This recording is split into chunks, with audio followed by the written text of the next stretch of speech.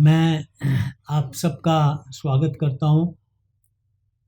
गौतम बुद्ध विश्वविद्यालय के कुलपति भगवती शर्मा जी, जिनका प्रथम व्याख्यान हुआ, माला मिश्र जी और डंगायत जी आरोग्य भारती के, अभी जिनको हमने सुना जोशी जी और अश्विनी महाजन जी, वर्धा विश्वविद्यालय के कुलपति जी और यहाँ इस संगोष्ठी से जुड़े हुए सभी लोग।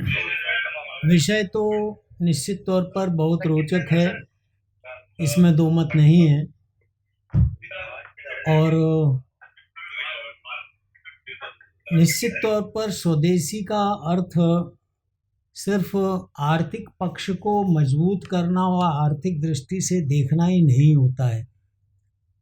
स्वदेशी की जो मानसिकता है, स्वदेशी का जो भाव है, वह जब तक हमारे मन में संप्रेषित नहीं होगा अथवा संचालित नहीं होगा, तब तक हम अपने आचरण में, अपने स्वभाव में और अपने व्यवहार में इस विचार को अवतरित नहीं कर पाएंगे।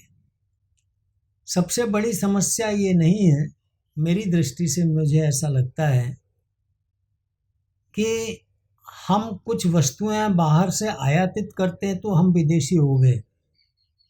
बात यहाँ आती है, क्या हमारा मन उन वस्तुओं में रमा हुआ है, उस आधुनिकता में विचरण कर रहा है और उसका आदी हो चुका है, हम उसके ऊपर निर्भर हो चुके हैं। क्या उसके बिना हमारा जीवन नहीं चलेगा? और यदि चलेगा तो हम किस तरीके से, किस सीमा तक आयातित वस्तुओं को अपने जीवन का हिस्सा बनाएंगे? यह बहुत महत्वपूर्ण विषय हमारे सामने है। स्वदेशी की मानसिकता को अपनाना और स्वदेशी के विचार को आगे बढ़ाना, यह अभी जो चर्चाएं हुई हैं उनके आधार पर हम यदि कहें तो जोशी जी ने बहुत अच्छी कहा कि कहीं ये स्वदेशी का जो विचार है अभी जिस बूम पर आकर के रुका हुआ है, तो ये कहीं कोई ऐसा विषय तो नहीं आ गया कि अभी चूंकि चीन ने हमारे ऊपर इस प्रकार से दुर्व्यवहार किया हो, कोरोना क्रांति के बाद, कोरोना संक्रमण के बाद में यह विचार तो हमारे दिमाग में आ गया है कि हमें आत्मनिर्भर होना चाहिए और पूरा जो विदेशी और परिवेश है उससे हमें अपने को मुक्त रखना चाहिए। अब ऐसी दृष्टि में हमारे सामने जो विषय आता है वो यह आता है कि स्वदेशी की जो मानसिकता है, स्वदेशी का जो मन है, वो कैसे बने। निश्चित तौर पर इसमें जो सबसे महत्वपूर्ण भूमिका निभाने वाला जो कार्य है वह है शिक्षा का। शिक्षा का मतलब केवल पाठ्यक्रम या कक्षाओं में बैठकर के शिक्षा प्राप्त करना नहीं है, बल्कि पूरे समाज और पूरे पर्यावरण में हमारा जो एक आंदोलन है, हमारा ये जो विचार है, इससे सब अवगत हों और इसके प्रति सबका एक समभाव हो कि यह स्वदेशी हमारे लिए बहुत ज़रूरी है। हमारे यहाँ के जो उत्पादन हैं, हमारे यहाँ के जो विषय हैं, हमारे यहाँ का जो चिंतन है, वह सब हमारे लिए जितना उपयोगी है उतना पूरी दुनिया के लिए भी है। विश्व के अन्य देश तो उसका अनुकरण कर रहे हैं, तो हम क्यों नहीं कर रहे हैं? यह विचार भी हमें देखने का विषय आता है। आत्मनिर्भर होना तभी संभव है जब हमारे मन में आत्मनिर्भरता की शिक्षा, आत्मनिर्भरता के संस्कार आएंगे। और आत्मनिर्भरता के संस्कार, जैसा कि मैंने अभी बताया आपको, कि केवल इस बात के नहीं हैं कि वो आर्थिक धरातल पर हों, बल्कि सामाजिक धरातल पर, सांस्कृतिक धरातल पर, शैक्षणिक धरातल पर, इन सभी धरातल पर हमें इस प्रकार के विचार प्रवाह को संचालित करना है।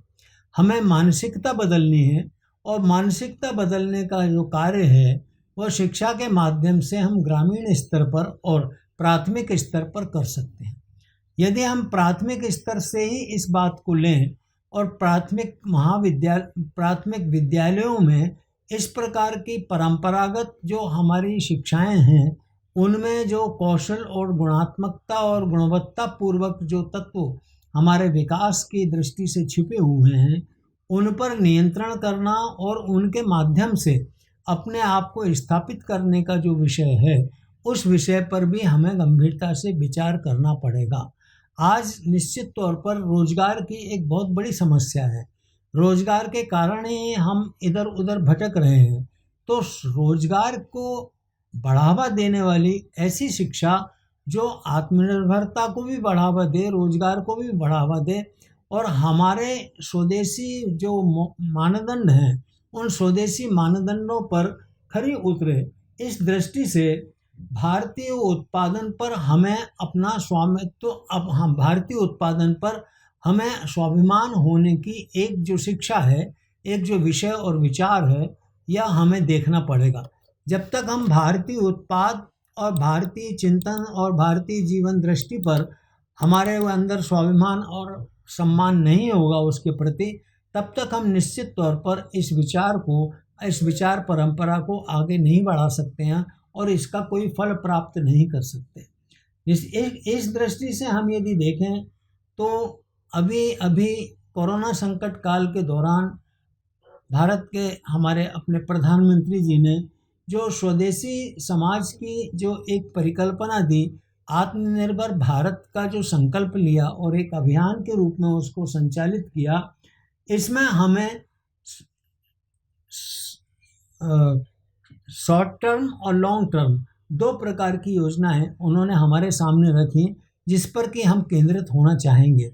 और उन विषयों में सबसे महत्वपूर्ण जो बात उन्होंने कही है कि जब तक हम परंपरागत हमारा जो कौशल है और परंपरागत हमारा जो मानस है, उस मानस को हम वर्तमान जो संदर्भ है उनके साथ में देख करके नहीं देखेंगे तो हमारा यह जो स्वदेशी परिवेश है यह बदलेगा नहीं। इस दृष्टि से हम यदि देखें तो हमें स्वदेशी का जो भाव है वह स्वदेशी का भाव केवल हमारे जो गुणवत्तापूर्वक जो उत्पादन है, उन गुणवत्तापूर्वक उत्पादन के जो मानक हैं वो आजकल हमारे सारे मानक जो हैं विदेशी मानक हैं। यदि बाहर से हमारी किसी वस्तु की तारीफ होती है, बाहर से हमारे किसी विचार की संपुष्टि होती है, तो हम उसे ऐसा मान करके चलते हैं कि वास्तव में ये दुनिया के योग्य है और समाज के योग्य है। इस दृष्टि को भी बदलने की आवश्यकता है। राजनीतिक दृष्टि से, शैक्षणिक दृष्टि से, परिचय और परंपरागत दृष्टि से, भारतीयता के संपन्न होने की दृष्टि से, गाँव के अंदर जो अधोसंरचना है उन दृष्टियों से, गाँव के अंदर जो शिक्षा की व्यवस्था है उस दृष्टि से हमें एक नए व्यापक तरीके से इसमें एक परिवर्तन की आवश्यकता महसूस होती है। जब तक इसमें आधारभूत परिवर्तन नहीं होगा, वैचारिक धरातल के अलावा हमारी जो आधारभूत अधोसंरचना है उसमें जब तक परिवर्तन नहीं होगा, तब तक हम स्वस्थ और सक्रिय होकर के, अनुशासित होकर के निश्चित तौर पर ये जो आत्मनिर्भरता के जो संकल्प हैं, आत्मनिर्भरता के जो विचार हैं, उस विचार को आगे नहीं बढ़ा पाएंगे। आर्थिक दृष्टि से ही हम यदि देखें तो हमें इसमें जो लघु उद्योग और कुटीर उद्योग हैं उनकी बहुत बड़ी भूमिका देखने को मिलती है। एक प्रयोग शिक्षा में किया था, अर्निंग विथ लर्निंग और लर्निंग विथ अर्निंग। काम करते करते हम सीखें, काम करते करते हम पढ़ें और पढ़ते पढ़ते हम काम करना सीखें। निश्चित तौर पर यह अपने आप में एक बड़ा अच्छा अनूठा प्रयोग था। यह प्रयोग हमें दुनिया के अन्य राष्ट्रों में, अन्य देशों में देखने को मिलता है। विशेष तौर पर मैं यहाँ संदर्भ लेना चाहूँगा फिर चीन का, जापान का, कोरिया का, सिंगापुर का, ताइवान का। ये एशियन टाइगर्स जितने भी हैं उन्होंने जो अपनी जो आर्थिक उन्नति की है, उस आर्थिक उन्नति में घर घर में उनके यहाँ कुछ न कुछ उत्पादन और कुछ न कुछ वस्तुओं के डेवलपमेंट का जो कंसेप्ट है वो घुसा हुआ है। यदि कोई बहुत बड़ा प्रकल्प हम चला रहे हैं और उसमें छोटा सा बोल्ट भी यदि बनाना है, छोटा सा हमें कोई निडल भी बनानी है, धागा भी बनाना है, बटन भी बनाना है, तो इसके छोटे छोटे उन्होंने घरों घरों में इस चीज़ को वितरित किया हुआ है। वहाँ से असेंबल करके वो फिर उसको एक व्यापक तरीके से ये बनाते हैं। तो निश्चित तौर पर हमारे यहाँ जो लघु उद्योग और कुटीर उद्योग का जो नेटवर्क है, वह नेटवर्क मजबूत होना चाहिए, तभी हम निश्चित तौर पर इस दिशा में आगे बढ़ पाएंगे। मोदी जी ने निश्चित तौर पर इस चीज़ को और संबल देने के लिए 20 लाख करोड़ की आर्थिक मदद का जो ऐलान किया है, जो घोषणा की है, वह निश्चित तौर पर हमारी आधारभूत संरचनाओं को, हमारी अधोसंरचना के निर्माण को, बेरोजगारी को दूर करने में और आत्मनिर्भर भारत बनाने में निश्चित तौर पर हमें बड़ी भूमिका उसकी देखने को मिलती है। मोदी जी ने जो 4-5 आधार स्तंभ बनाए आत्मनिर्भरता के, उन्होंने बताया कि पहले इकोनॉमी है, फिर इंफ्रास्ट्रक्चर है, हमारा सिस्टम है, डेमोग्राफी है, और हमारा जो डिमांड एंड सप्लाई का जो चेन है उसकी आपूर्ति है। कहीं से मांग होती है तो उसकी आपूर्ति करने के लिए हमें स्वाभिमान के साथ में तैयार होना चाहिए और लोकल चीज़ को स्वीकार करने में हमें कोई संकोच नहीं होना चाहिए, और यदि वो अच्छी है तो उच्च स्तर पर वोकल होकर के उसकी तारीफ करनी चाहिए, जिससे कि अन्य लोगों में भी इस बात का प्रभाव पड़ेगा और वो उसको अपनाएंगे। तो पहले उत्पादन में संकोच न करें, उसके बाद में उसका प्रचार करने में संकोच न करें, और परस्पर उसमें एक समन्वय की स्थिति का ध्यान रखें। आत्मनिर्भरता का मतलब ये है आइसोलेशन नहीं है। आत्मनिर्भरता का मतलब ये नहीं है कि हम दुनिया से पूरी तरीके से कटे हुए हैं। इसका मतलब है एक लूज एसोसिएशन और फेडरेशन। हम अपने आवश्यकता के उत्पाद की वस्तुएं बनाएंगे और इसमें हमें ट्रांसफ़र ऑफ नॉलेज में कोई संकोच नहीं करना चाहिए। यदि कहीं से हमें कोई तकनीकी मिलती है और उस तकनीकी के सहारे हम अपने आप को स्थापित करने में मदद मिलती है, वो तकनीकी हमें मदद देती है, तो निश्चित तौर पर हमें वह तकनीकी लेनी पड़ेगी। उदाहरण के तौर पर फिर आपको अटपटा लगेगा, मैं चीन का उदाहरण देना चाहता हूँ। वहाँ पर जो छोटे छोटे उद्योग और बड़े बड़े उद्योगों का जो विकास हुआ है, खास करके कोस्टल सिटीज़ में और स्पेशल इकोनॉमिक जोन में उन्होंने जो डेवलपमेंट किया है, उसमें यूरोप के वैज्ञानिक, यूरोप के विशेषज्ञ, यूरोप के डॉक्टर, इंजीनियर, इन लोगों को वहाँ बुला करके एक इंफ्रास्ट्रक्चर डेवलप किया और उनके अधीन अपने देश के चाइनीज नागरिकों को उनके अधीन उनको शिक्षण का कार्य आरंभ किया। 10 साल के अंदर वो व्यक्ति इतने निपुण हो गए जितना कि कोई विदेशी व्यक्ति जानता था, और उसके बाद में उन्होंने उस विदेशी व्यक्ति को, उस तकनीक को अलविदा कहा और अपने स्वयं की तकनीक को विकसित किया। तो मेरा कहने का मतलब यह है कि आत्मनिर्भरता का मतलब आइसोलेशन नहीं है। इस बात को हमें बहुत अच्छी तरीके से ध्यान रखना पड़ेगी। हाँ, आयात निर्यात में हमें संतुलन बनाए रखने के लिए ज़रूरी है। यदि हम बहुत चीज़ें अधिक आयातित करते हैं तो ऐसी चीज़ें जो हम भारत के अंदर बना सकते हैं और जिनकी गुणवत्ता और जिनका स्वरूप हम स्थापित कर सकते हैं, उसे करना चाहिए। हमें प्रतिस्पर्धा नहीं करना चाहिए, लेकिन हमें विश्व बाज़ार में सहयोग और विश्व बाज़ार में अपने आप को स्थापित करने के लिए विश्व के राष्ट्रों के साथ में संबंध भी रखना पड़ेगा। यदि हम गुणवत्तापूर्वक उत्पादन करते रहेंगे और उसे विश्व के अंदर बाज़ार नहीं मिलेगा या समाज के अंदर उसकी प्रतिष्ठा नहीं बनेगी, बाज़ार नहीं मिलेगा, तो निश्चित तौर पर हम ये कह सकते हैं कि उसका विकास उस दृष्टि से नहीं हो पाएगा। इस दृष्टि से स्वावलंबन समाज की एक रूपरेखा जो स्वदेशी जागरण मंच अनेकों वर्षों से करता चला आ रहा है, उस स्वावलंबन समाज की रूपरेखा में हमारे परिवार का स्वावलंबन, समाज का स्वावलंबन, गांव का स्वावलंबन, राष्ट्र का स्वावलंबन, और निश्चित तौर पर इसमें यदि एक हम आदर्श गांव को स्वावलंबी बना सकें और उसके अनुपूरक कई गांवों को हम यदि स्वावलंबी बना सकें, तो हम अपने आत्मनिर्भर भारत के संकल्प को, आत्मनिर्भरता के संकल्प को, स्वदेशी के संकल्प को हम निश्चित तौर पर अपने सामने देख सकेंगे। मुझे लगता है मैं इतना ही आज आप लोगों के बीच में चर्चा कर सकूंगा। धन्यवाद।